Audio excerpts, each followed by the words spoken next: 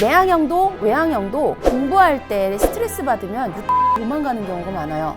안녕하세요. 강남대성학원 학습진학상담센터 팀장 김효진입니다. I는 구독, E는 좋아요. 오늘 여러분들을 만나게 된 거는요, 성격에 대한 이야기를 하면서 학습과 관련된 이야기를 좀 해드리고 싶어서 만나게 되었어요. 제일 유행하고 있는 게 MBTI 검사죠. 근데 이 검사를 좋아하지 않는 사람들도 있더라고요. 공부를 잘하는 성격, 못하는 성격으로 나를 규정짓는 것 같다 라고 하면서 이제 거부하는 친구, 싫어하는 사람들이 많죠. 그래서 이 오해를 오늘 풀고 나의 성격에 대해서 잘 이해하고 내가 조금 더 보완해야 될 점이 무엇인가를 알면서 가기 위해 영상 준비했습니다. MBTI 뿐만 아니라 성격 유형 검사 도구들이 있습니다. 디스크나 애니어그램 등이 있는데요. 그 중에서 오늘은 가장 대중화된 MBTI를 가지고 얘기할 거예요. 16개로 구분해서 사람들을 나누다 보니 내가 왜 그 성격이야? 내가 뭐가 어때서 나 나쁜 성격이야? 좋은 성격이야? 라고 생각하는 사람들도 있어요. 그 오해를 풀고 여러분들하고 이야기 시작하겠습니다. 성격 유형 검사라는 건 어떤 거냐면요, 여러분이 진짜 무엇을 좋아하시는가요? 라고 하는 선호도에 대한 검사예요. 사과가 있고 딸기가 있고 바나나가 있어요. 어떤 걸 집으시겠어요? 저라면 딸기를 집을 거예요. 딸기를 좋아하거든요. 근데 여러분, 딸기 좋아하면 잘못된 건가요? 그렇지 않죠. 바나나 좋아하면 잘못된 거예요? 그렇지 않아요. 딸기를 좋아하는 것도 있을 수 있고 바나나를 좋아할 수도 있죠. 선호에 대해서 조사하고 선호에 대해서 질문하는 것이 성격 유형 검사이기 때문에요, 오해하지 마시고 이해하셨으면 좋겠고요. 내가 어느 쪽을 좋아합니다 라고 분명하게 이야기할수록 자신에 대한 이해가 높은 사람이고요, 내가 어떻게 행동할 가능성이 높은지, 내가 어떤 것에 취약한지에 대해서 잘 아는 사람이라고 볼 수 있겠습니다. 선호라고 하는 건 여러분들 그래서 할 수 있지만 편하지 않은 것들 혹은 익숙하지 않은 것들과 구분해야 되는 거예요. 외향형도 내향적으로 움직일 수 있고요, 내향형도 외향형처럼 많이 사람 만날 수 있습니다. 하지만 불편할 수도 있죠. 감각형들이 직관을 사용하려고 노력할 수 있고요, 직관형도 감각형처럼 역시 세부 정보 파악하려고 애쓸 수 있어요. 사고형, 감정형 마찬가지고요, 판단형, 인식형 마찬가지입니다. 양쪽 다 쓰실 수 있습니다. 하지만 뭘 더 좋아하는가에 여러분들이 집중해서 이 검사 도구를 이해하셨으면 좋겠습니다.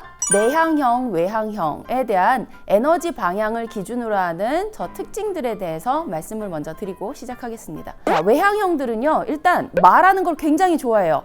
글로 남기는 것보다는 말을 하면서 많은 정보를 나누기를 선호하고요, 생각을 오래 하기보다는 일단 말로 꺼내고 그리고 직접 몸이 먼저 움직이는 행동파들이 많습니다. 그리고 다른 사람들과 상호작용하고 있을 때 에너지를 얻기 때문에요, 사람들 사이에 있는 걸 굉장히 좋아하죠. 질문하고 대답을 하는 사이에 기다리는 시간도 굉장히 짧습니다. 그러다 보니 외향형들의 학습 스타일도 다른 유형들에 대해 좀 다르죠. 개방적인 공간을 좋아하고요, 넓은 환경을 굉장히 선호해요. 그래서 칸막이가 있는 독서실보다는 탁 트여서 다른 사람들을 볼 수 있는 환경을 더 좋아합니다. 그리고 묻고 질문하는 토론식 수업 굉장히 좋아하고, 그러다 보니까 발표할 기회가 많은 수업들도 좋아해요. 또 많은 친구들이 함께 활동하고 내가 직접 에너지를 들여서 참여하는 학습들을 선호하는 편이죠. 혼자 공부하는 거 물론 할 수는 있습니다. 하지만 혼자 장시간 공부하는 것보다는 다른 사람들 틈에서 이야기를 나누고 사람들 속에 섞여 있는 걸 더 좋아하는 게 외향형들의 특징이다 라고 보시면 되겠어요. 토론과 논쟁을 좋아하기 때문에요, 여러분들이 공부를 갖다가 조금 더 알차게 하고 싶다 라고 하면 다른 친구들과 함께 오늘 학습한 내용들을 말로 이야기하면서 말을 통해서 복습을 하시면 훨씬 더 도움이 많이 되겠죠. 하지만 꼭 기억하셔야 될 게 있어요.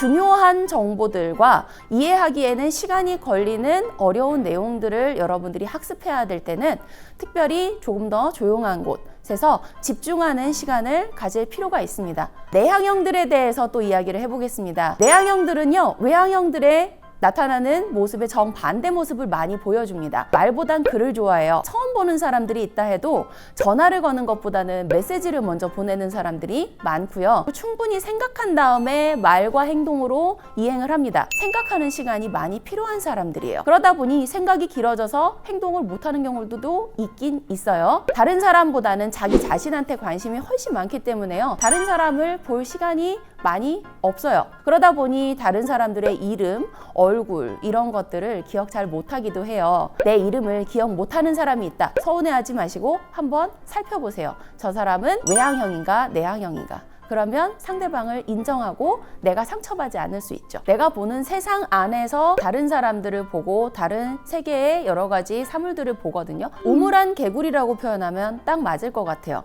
그 안에서 개구리가 자기가 보이는 우물 속에서 이제 세상을 바라보는 거죠.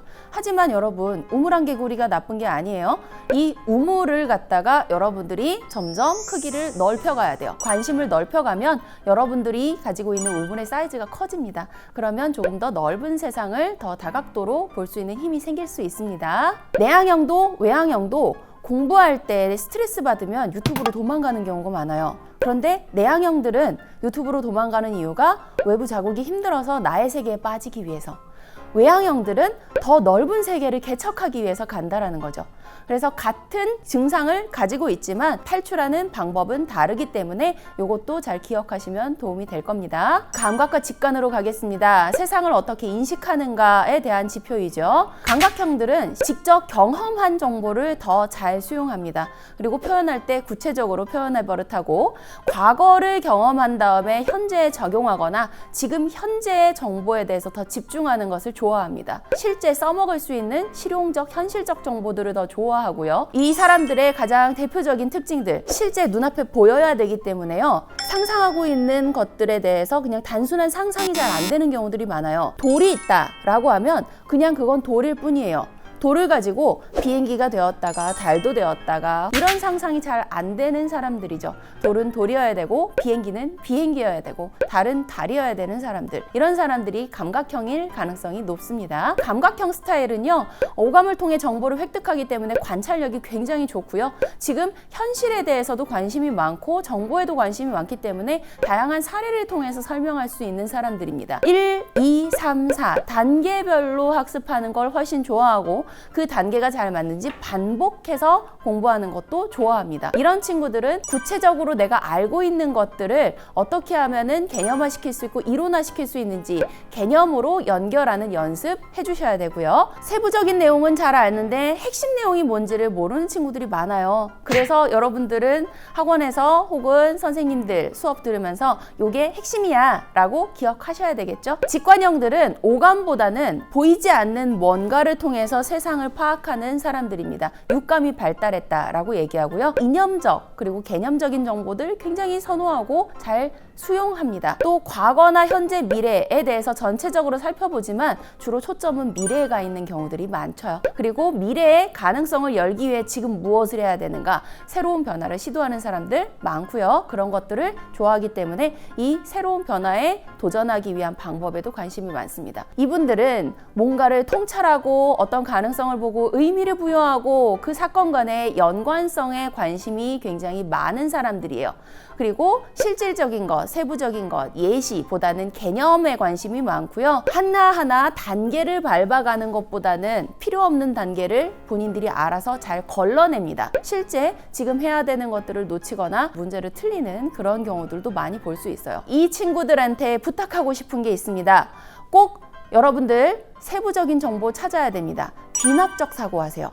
연역적인 사고하는 거 자동으로 될 거예요. 기본적으로 이건 저거야 라고서는 화살표 들고서는 나아가자, 저쪽 방향으로 가야 돼, 저게 핵심이야, 이런 말들 정말 잘합니다. 자동화되어 있습니다. 그래서 여러분들은 귀납적으로 세부 정보 찾아가면서 사고하는 연습을 하셔야 돼요. 이 상상력이 풍부하기 때문에요. 학습하는 상황에서도 그 내용이 비약적으로 점점 자기도 모르게 계속 확장됩니다. 그리고 기억하라고 해도 자꾸 세부 내용을 잊어버려요. 안 중요하거든요, 여러분한텐. 그래서 자꾸 반복해서 세부 내용을 확인하셔야 되고요. 그래서 여러분들한테는 학원도 필요하고 선생님도 필요하죠. 세부적인 정보들을 옆에서 계속 반복해서 이야기해 줄 사람이 필요하고요. 그런 분들한테 도움을 많이 받을 수 있을 거예요. 사고형과 감정에 대한 이야기 하겠습니다.